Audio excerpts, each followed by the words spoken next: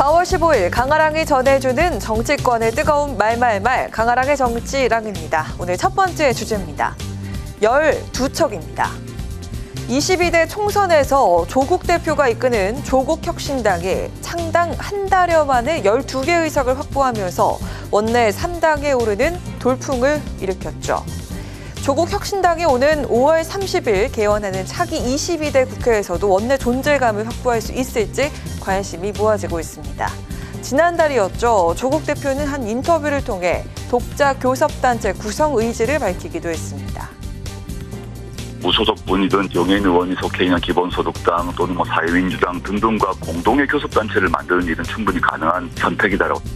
조국 대표에게 문자를 보냈어요. 답이 왔는데 네, 알겠습니다. 천천히 단디하게 하겠다. 원내 교섭단체를 만드는데 상당히 노력을 기울이고 있다. 교섭단체가 구성되면 원구성 시 조국혁신당 몫의 상임위원장을 배분받을 수 있고 또 상임위별 간사를 배치할 수도 있습니다. 조국 대표가 여러 차례 공언한 바가 있는 한동훈 특검법을 국회 1호 법안으로 추진하는데 탄력을 받을 수 있게 됩니다. 이렇듯 원내 영향력이 커지는 것은 물론 정당 보조금도 확대됩니다. 때문에 12석을 확보한 조국혁신당은 교섭단체를 구성할 수 있는 20석을 맞추기 위해선 8석이 더 필요한 상황입니다. 정치권 일각에선 진보 진영에 있는 군소 정당들을 끌어모으는 시나리오가 유력하다는 반응인데요. 진보당 3석에 새로운미래, 기본소득당, 사회민주당 각 1석, 여기에 더해 시민사회 추천으로 더불어민주연합을 통해 당선된 2명까지 고려하면 교섭단체 필요한 20석이 완성되지만 예상 시나리오인 만큼 현실로 이어질 수 있을진 더 지켜봐야 합니다. 아예 국회법을 고치는 방안도 존재하지만 교섭단체 구성 요건을 완화하기 위해선 양당이 국회법 개정에 나서야 하는 만큼 가능성은 커 보이지 않는다는 분석도 있습니다. 22대 국회가 개원하기 전까지 교섭단체를 반드시 이룰 것이라며 강한 의지를 내보이고 있는 조국혁신당. 총선 돌풍에 이어 제3의 교섭단체란 명예도 거머쥘 수 있을지 지켜봐야겠습니다. 이어서 두 번째 주제는 무효당도 가능입니다. 이번 총선 비례대표 선거에서 끝내 투표할 정당을 고르지 못해 무효표를 던진 이가 130만여 명에 달하는 것으로 나타났습니다.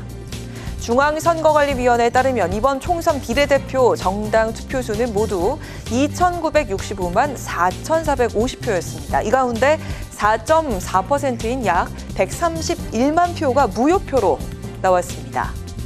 역대 최다 무효표일 뿐 아니라 비례대표 국회의원 2명을 확보한 개혁신당의 득표수보다 많게 나온 건데요. 때문에 일각에선 무효표 수만으로도 제4당이 구성되는 수치라면서 이번 선거 5명이 됐다는 반응입니다. 총선 무효표 수는 정당 투표가 도입된 2004년 17대 총선 이후 계속 늘어나고 있습니다. 특히 준연동형 비례대표제가 도입되고 꼼수 위성정당이 만들어진 21대 총선부터 급증을 했습니다. 정치권에선 그 원인 중 하나로 비례정당 난립을 지목하고 있습니다. 51.7cm라는 역대 최장의 비례 투표 용지를 받아든 유권자들의 반발심과 당면 혼란으로 인해 130만 9,900표의 역대 최대 비례대표 무효표가 속출하는 상황 속에 사표를 다수 양산하는 소선거구제까지 포함하여 허심탄회한 선거제 논의를 지금부터 시작할 것을 촉구합니다. 조홍천 의원은 비례정당 난립으로 투표용지가 역대 최장으로 길어지면서 유권자의 혼란과 반발이 극대화된 결과라고 해석을 했습니다. 또 사표를 양산하는 현 선거제를 논의해야 한다며 목소리를 높였습니다. 전문가들도 준연동형 비례대표제의 취지가 왜곡되고 있는 현상을 경고했는데요. 정당 난립으로 인해 유권자들이 정당의 공약도 파악하기 어려운 상황이라고 지적을 했습니다. 무효표 수가 정당의 득표 수보다 많이 나온 이번 선거 결과를 우리 정치권은 어떻게 받아들여야 할까요? 지금까지 강아랑의 정치랑이었습니다.